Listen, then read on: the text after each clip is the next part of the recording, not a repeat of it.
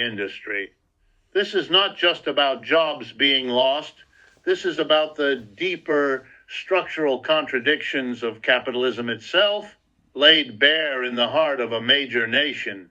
When a system prioritizes profits over people, the human consequences become impossible to ignore.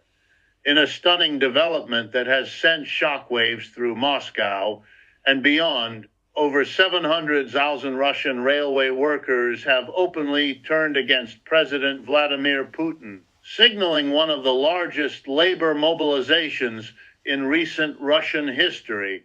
This is not simply a story about layoffs or declining profits. It is a direct confrontation between the working class and a state apparatus that has increasingly prioritized political power and elite interests over the welfare of ordinary citizens.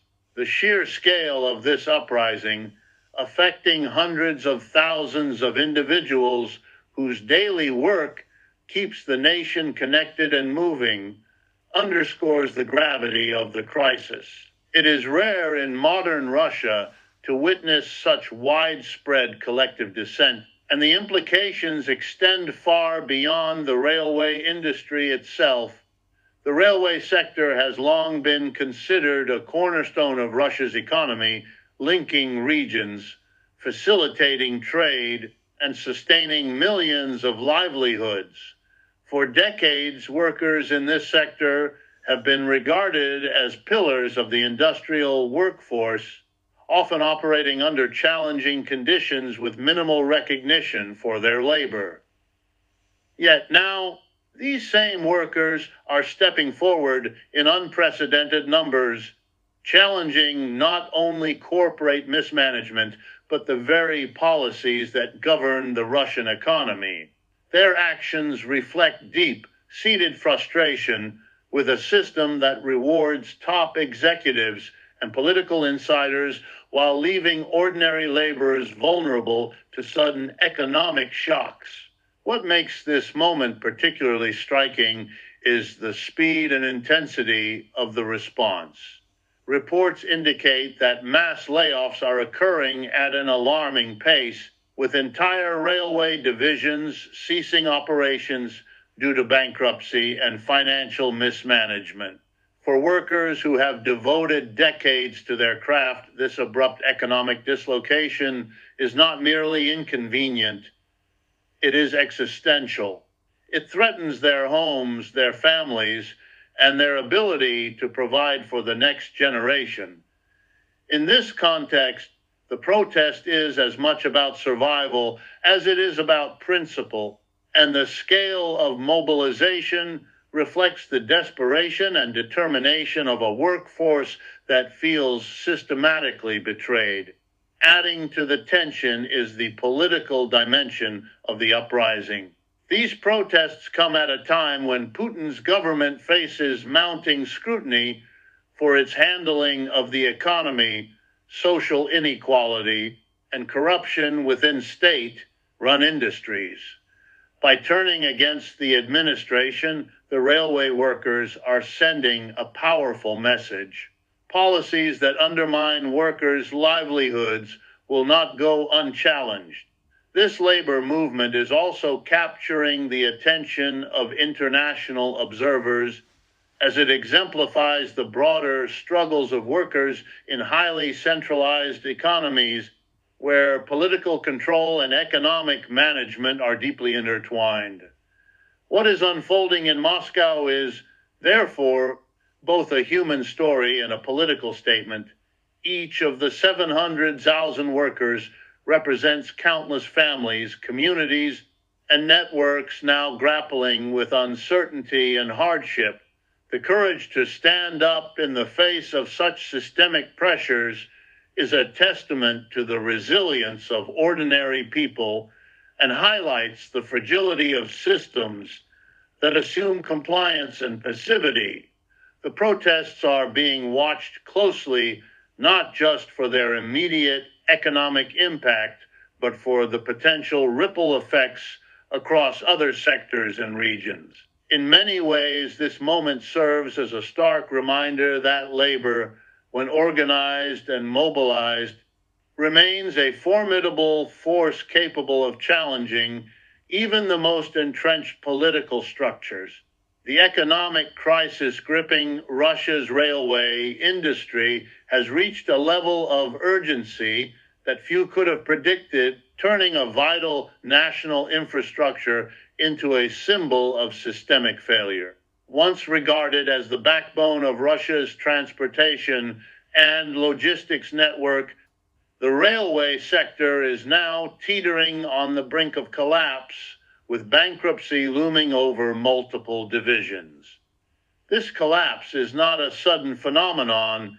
It is the result of years of mismanagement, flawed privatization efforts, and policies that consistently prioritize elite profit over sustainable industrial planning. The implications are profound, affecting not only the workers directly employed, but also the broader economy, trade networks, and social stability across the nation. Financial mismanagement has been at the core of this crisis. State-run enterprises, burdened with outdated infrastructure and inefficient practices, have struggled to remain solvent while attempting to compete with private and semi-private operators. Government oversight has been inconsistent, often favoring political loyalty over economic prudence, which has allowed misallocation of resources and systemic inefficiencies to fester unchecked. These vulnerabilities have intensified under the pressures of global economic shifts, fluctuating energy prices, and sanctions, leaving the railway industry exposed to insolvency in ways that were both predictable and preventable. Privatization, which was once heralded as a path to modernization and efficiency, has instead accelerated the financial instability of the sector. Private operators seeking short-term profits have often neglected long-term investments in safety, infrastructure, and workforce development. This has created a dual problem. The state struggles to maintain control and public accountability, while private interests exploit resources for immediate gain, leaving workers and communities to shoulder the consequences. The result is a system in which economic logic and human impact are constantly at odds, producing a perfect storm that has now culminated in mass layoffs and widespread unrest. The social consequences of this financial collapse are equally significant. Millions of families depend on the railway system, not only as a source of employment, but as a critical mechanism for mobility, trade, and economic opportunity. The inability of the industry to function effectively threatens supply chains, increases transportation costs, and destabilizes regional economies. Beyond the immediate financial loss, this crisis erodes public trust in both corporate management and government institutions, as citizens witness firsthand the failure of policies designed to protect national assets and worker welfare. This moment also serves as a broader warning about the vulnerabilities inherent in centralized economic systems where political power is closely entwined with corporate decision-making. The railway industry's bankruptcy is not an isolated incident. It is indicative of deeper structural issues that extend across multiple sectors of the Russian economy. It highlights the dangers of ignoring the voices of workers, underinvesting in long-term infrastructure, and prioritizing elite interests over systemic resilience. Observers inside and outside Russia are now watching closely, as the consequences of these failures will ripple far beyond the railway lines, potentially shaping labor movements, political opposition, and economic reform debates for years to come. The human and social impact of Russia's railway industry collapse is unfolding with alarming intensity, and it extends far beyond the immediate economic losses. When 700,000 workers face mass layoffs, the consequences ripple through countless families, communities, and regional economies, revealing the deep human cost of systemic economic mismanagement. These are not abstract numbers or distant statistics. They represent fathers and mothers, sons and daughters whose daily lives have been upended overnight.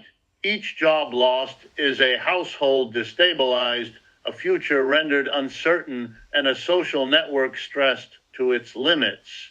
The scale of this crisis makes it impossible for policymakers, analysts, or observers to ignore the human dimension as millions of lives hang in the balance. The layoffs have created a wave of financial insecurity that strikes at the very heart of everyday life. Housing, healthcare, education, and basic sustenance, all essential components of social stability, are suddenly under threat for a vast portion of Moscow's working population. Families accustomed to a steady income now face impossible choices, often forced to prioritize survival over long-term aspirations. For communities that have historically depended on the railway sector as an economic anchor, the collapse triggers cascading consequences. Local businesses that relied on employee spending are struggling. Schools and social services face new pressures, and regional economies teeter on the brink of stagnation. Beyond the immediate economic disruption, the layoffs amplify social tensions and political discontent. When people witness entire sectors of their workforce abandoned by the institutions meant to safeguard stability, frustration and anger naturally follow. Protests, strikes, and public demonstrations emerge not simply as reactions to job losses, but as expressions of collective outrage against systemic inequities. The railway workers' movement is emblematic of a broader societal reckoning where citizens question why their labor is devalued while elite interests continue to flourish. Social cohesion is tested as families struggle, communities strain under economic pressure, and public confidence in the government and industry erodes. The psychological impact on workers and their families is equally significant. Job loss at this scale brings stress, anxiety, and uncertainty that extend well beyond material deprivation. The sense of identity and purpose tied to a lifelong career is abruptly disrupted, leaving many grappling with both financial and emotional instability. For a workforce that has historically been disciplined, organized, and proud of its role in national infrastructure, this represents not just a personal loss, but a societal rupture, signaling the fragility of systems that fail to protect those who sustain them. The situation also highlights stark inequalities within the economic system.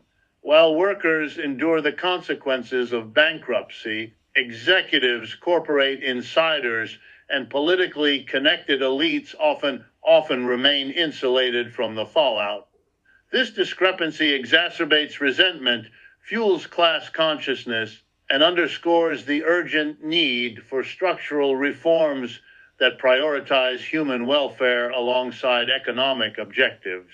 The social and human consequences of this crisis serve as a warning to policymakers and observers alike, illustrating how large-scale economic failures cannot be separated from the lives they affect, and how the voices of the workers at the heart of these systems demand attention, respect, and justice.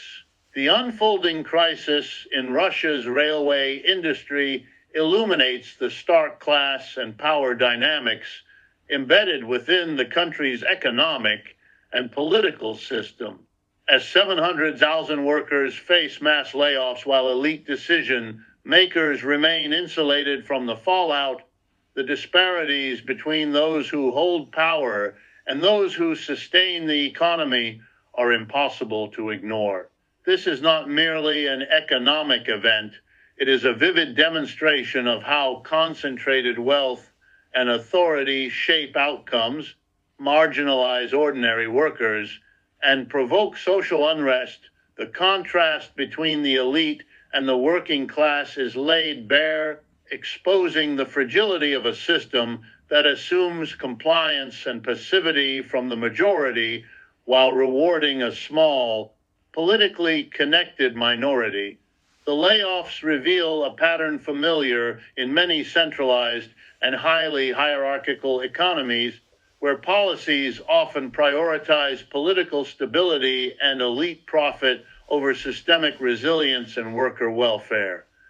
The railway industry, once considered a backbone of national infrastructure, has been mismanaged in ways that benefit a few insiders while placing the vast majority at risk. Resources have been diverted, investments delayed, and operational decisions frequently made to protect short-term gains rather than long-term sustainability. Workers who ensure the daily functioning of the nation's economy bear the brunt of these policy failures, highlighting a fundamental imbalance in the distribution of power and economic security. This imbalance extends beyond financial vulnerability to influence political agency. When workers see that their labor is exploited and their livelihoods disregarded, it creates conditions for dissent and challenges to authority. The railway protests in Moscow serve as a striking example. Millions of ordinary people are willing to stand up against a state apparatus that has historically discouraged public opposition. Their mobilization is a powerful reminder that concentrated power is never invulnerable and that the voices of organized labor can disrupt even the most entrenched hierarchies. These events illustrate a broader truth about capitalist and state-run systems alike. Inequality is not just a moral issue, but a structural one, capable of destabilizing the very institutions that rely on worker compliance to function. The crisis also underscores the importance of economic literacy and class awareness in public discourse. Many observers outside Russia might see this simply as a localized economic problem, but the reality is that it exemplifies universal dynamics of labor exploitation and power concentration. When wealth and authority are centralized, workers' interests are often subordinated to profit or political expediency, creating systemic vulnerabilities that eventually manifest as mass unrest or economic collapse. The railway industry's bankruptcy is therefore both a cautionary tale and a call to analyze how social and economic power is distributed, who benefits, and who suffers. Furthermore, the situation demonstrates how structural inequality shapes societal perception and opportunity. The working class, despite its critical role in sustaining the economy, is frequently underrepresented in decision-making processes and policy formulation. This marginalization not only heightens vulnerability during crises, but also erodes trust in institutions, fueling protests, strikes, and broader social agitation. The unfolding events in Russia provide a stark illustration of the consequences when power and wealth are concentrated in the hands of a few, while the labor that drives the system is left unprotected, undervalued, and underrepresented, highlighting the enduring relevance of class analysis in understanding economic crisis and political instability. In the end, What we see in Russia is a vivid reminder that capitalism is full of crises and class conflicts. The 700,000 railway workers who are standing up for themselves send a message far beyond Moscow. Concentrated power cannot last forever, and those who fight for justice cannot be silenced. Their struggle is a story about human lives, not numbers. And as long as workers organize, challenge inequality, and demand fairness, the promise of a more just economic system remains alive.